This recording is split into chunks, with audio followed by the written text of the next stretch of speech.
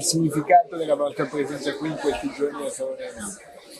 Innanzitutto ancora una volta sottolineare il ruolo e l'importanza di quelli che sono i corpi intermedi, come il sistema camerale in assoluto, un corpo intermedio che è sempre stato vicino al sistema associativo e anche al mondo delle imprese. Quindi questa presenza di tutto il sistema camerale in una realtà come l'evento di oggi è significativa di questa voglia di essere presenti in questi processi che non sono soltanto di internazionalizzazione, di racconto dell'economia della nostra nazione nei confronti anche degli stranieri, ma sono soprattutto anche una sottolineatura della necessità di essere sempre più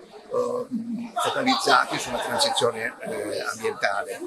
Si parla di blue economy adesso quando si parla di mare, quindi in tal senso è importante far vedere che proprio le Camere di Commercio sostengono queste, non solo la transizione digitale ma anche quella ambientale della sostenibilità. Poi entrando in questo contesto veneziano, ancora una volta Venezia viene al centro del mondo, considererei, perché se consideriamo che 2 settimane fa c'è stato il terzo evento della Space Economy che ha raccontato al paese che ci sono 200 aziende che fatturano oltre 2 miliardi di euro soltanto nella nostra regione, e dall'altra parte adesso qui il fatto che ci troviamo alla sesta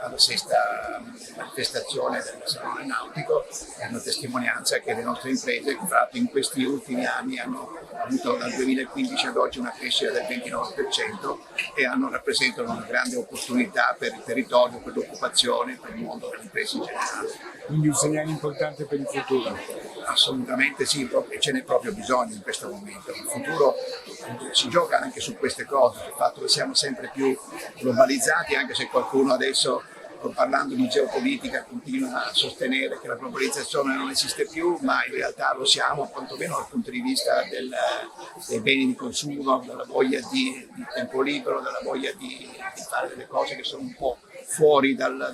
trend tradizionale del lavoro. Quindi realtà come queste sono significative di un mondo di appassionati che continuerà sempre più a investire in questo. Grazie mille.